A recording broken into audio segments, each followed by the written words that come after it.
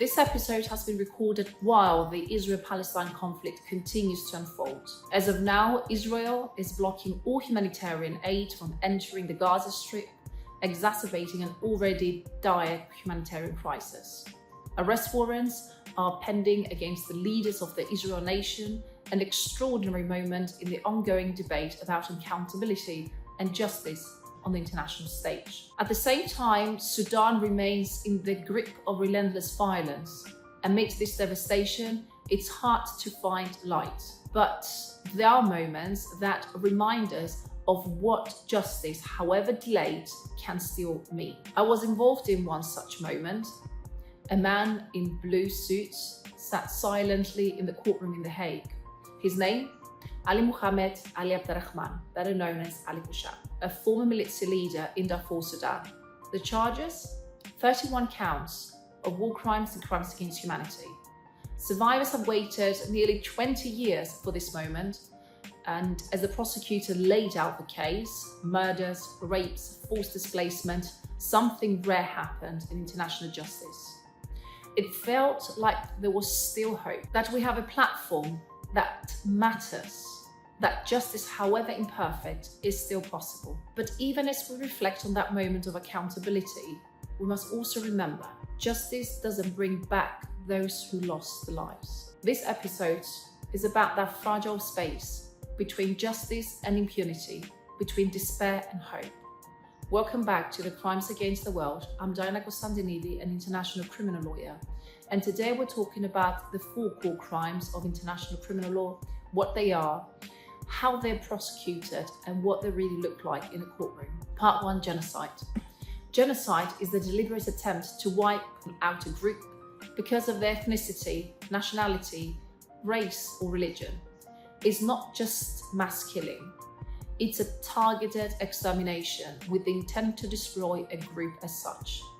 Proving genocide requires evidence of intent, not just the act, but the purpose behind it. The Rwanda genocide in 1994 is one of the clearest examples. In the trials at the ICTR, prosecutors proved that the lists were made, hate speech were broadcasted in radio, and neighbors were turning to executioners. In court, survivors testified with unimaginable bravery, especially one woman who said, "I was meant to die because I was born Tutsi. This was my crime." Genocide is a uniquely grave crime under international law, and what sets it apart from the other mass atrocities is the requirement of dolus specialis, a special intent. This means that beyond committing acts of such as killing, causing serious harm, and forcibly transfer populations, the perpetrator must have the specific intent to destroy, in whole or in part, a national, ethnic, racial, or religious group as such. Part 2, war crimes. Now let's look at war crimes. Those are serious violations of the laws of war. Rules meant to protect civilians, prisoners, and even enemy soldiers. Things like killing civilians, attacking schools or hospitals, torturing detainees, or using child soldiers. In the Abd-Al-Rahman case, the ICC prosecuting war crimes allegedly committed in Darfur between 2003 and 2004.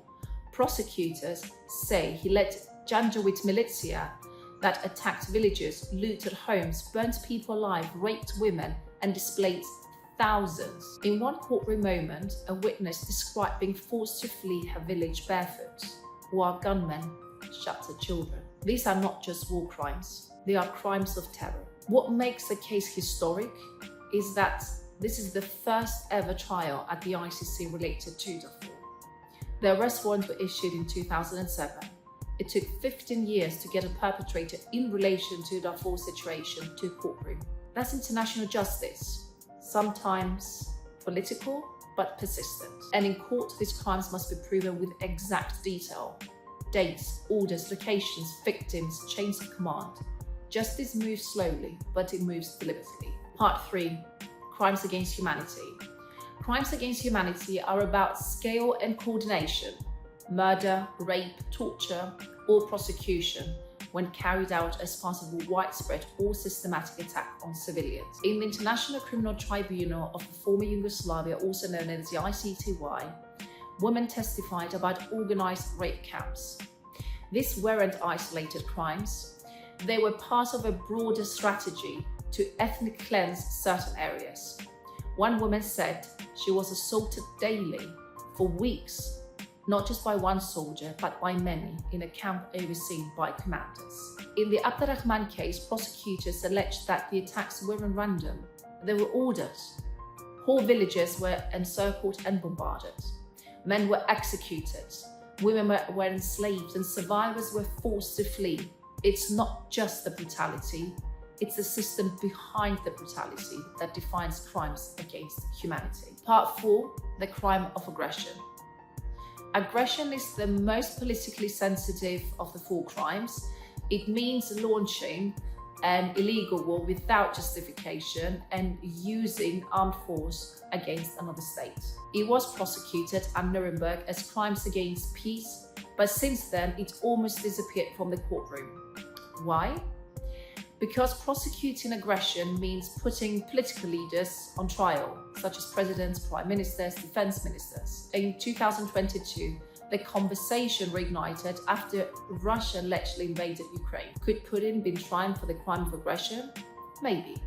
But the ICC jurisdiction is limited. That's why lawyers and governments are now calling for a special tribunal, because the crime is real, even if the path to justice is blocked. It's the most symbolic crime and the hardest to prosecute. Here's the truth. These crimes aren't abstract when you are sitting in court. You feel them in the room. You see the faces of the survivors and the stillness of the accused. You watch judges wrestle with trauma and law, one fact at a time.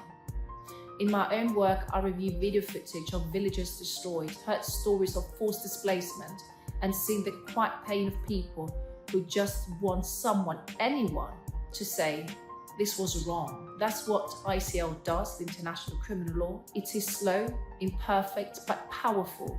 It names crimes. It demands accountability. If you're inspired by this work, here's my advice. Choose one of the 4 crimes and master it. Every international criminal lawyer I know starts with focus, whether it's a crime of genocide, war crimes, crimes against humanity, or aggression. In my book of How to Become an International Criminal Lawyer, I explain how to build an early legal identity around the 4 core crimes. Specialize early, go deep, and then grow. In the next episode, I'm talking to you, but I'm also taking you to the International Criminal Court itself and what it feels to walk those walls, how a day in the court unfolds, and what most people get wrong about the ICC work. If you're enjoying this series, follow me for more episodes and check out my book on How to Become an International Criminal Lawyer for a practical guide to build a career in international criminal law. Thank you so much for listening. The Crimes Against the World, where law meets justice and stories change everything.